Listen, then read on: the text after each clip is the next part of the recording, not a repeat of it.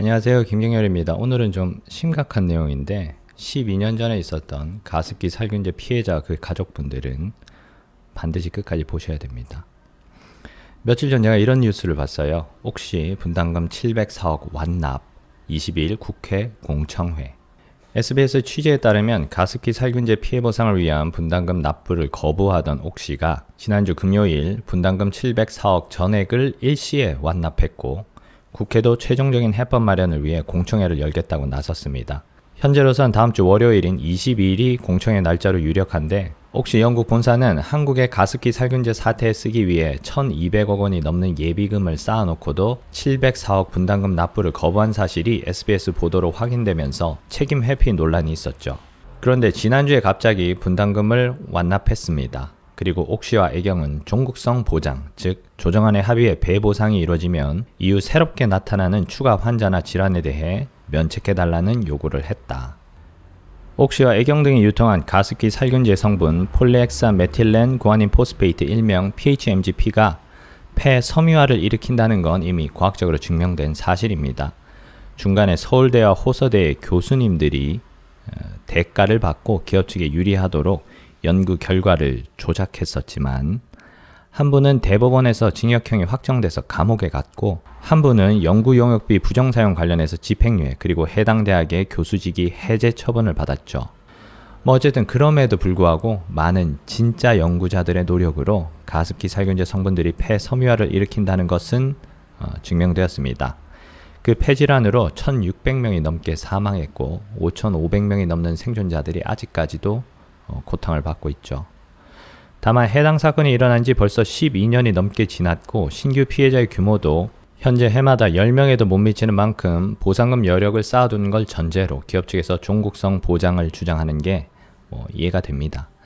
그리고 가장 많은 피해자를 낸 옥시가 그동안 거부하던 분담금 704억 원을 지난주에 완납했고 국회 공청회는 다음 주 월요일에 열린다고 하면서 뭔가 빠르게 일들이 진행되고 있죠. 그런데 여기서 한 가지 중요한 정보가 빠져 있습니다. 왠지 모르겠지만 이걸 사람들이 잘 모르고 있는 것 같아요. PHMGP는 발암물질입니다. 저는 이 가습기 살균제 사건이 처음 일어났을 때부터 관심이 있어서 관련 논문들을 그동안 쭉 팔로우 해왔었는데 최신 연구 결과에서 PHMGP가 폐암을 일으킨다는 사실이 밝혀지고 있습니다. 첫 번째는 2021년 9월 플러스1에 실린 논문 33마리 실험지를 11마리씩 3그룹으로 나누고 한 그룹당 8마리는 실험군, 3마리는 대조군으로 랜덤하게 선택했습니다. 실험군은 PHMGP를 식염수에 희석해서 기관지에 한 차례 투여했고 대조군은 식염수만 투여했습니다. 그리고 3그룹의 실험지들은 2달, 6달, 1년 뒤에 각각 폐CT와 병리학적 검사를 실시했는데 1년 뒤에 검사한 그룹의 실험군 8마리 중 3마리에서 폐암이 발견됐습니다. 37.5%의 확률이죠.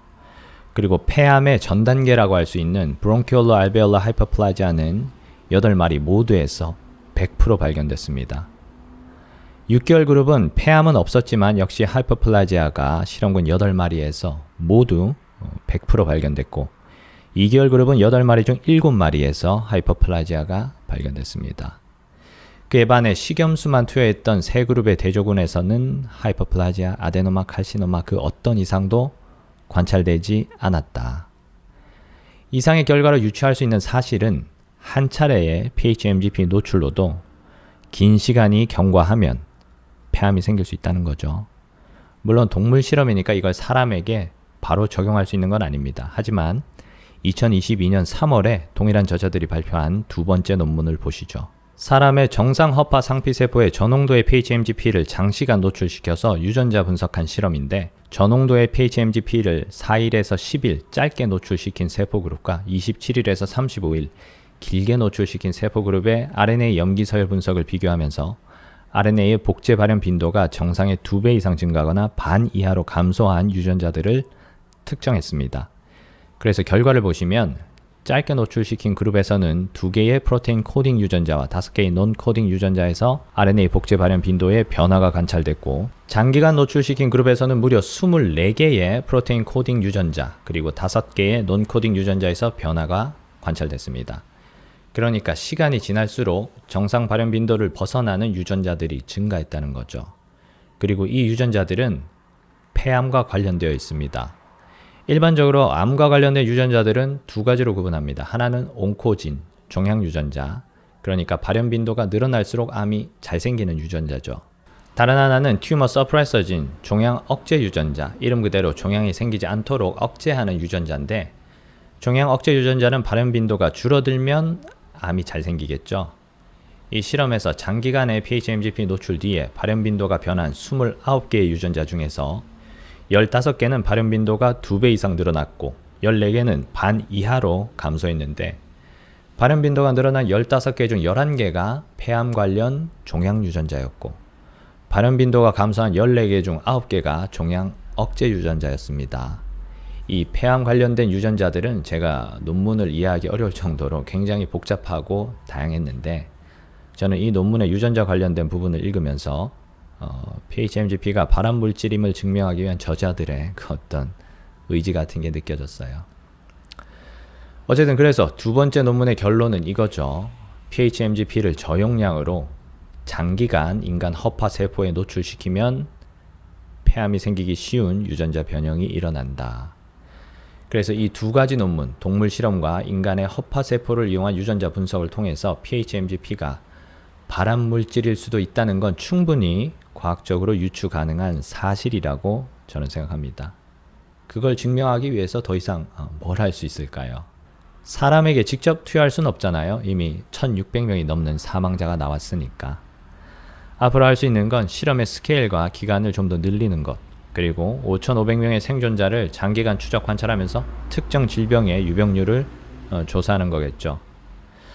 어쨌든 오늘은 가습기 살균제 국회 공청회가 다음 주에 열린다고 해서 관련 논문을 두 가지 살펴봤는데, 왠지 모르겠지만 해당 정보들이 국내에는 잘 알려져 있지 않은 것 같아서 이렇게 제가 논문 리뷰 영상을 만들어 봤습니다.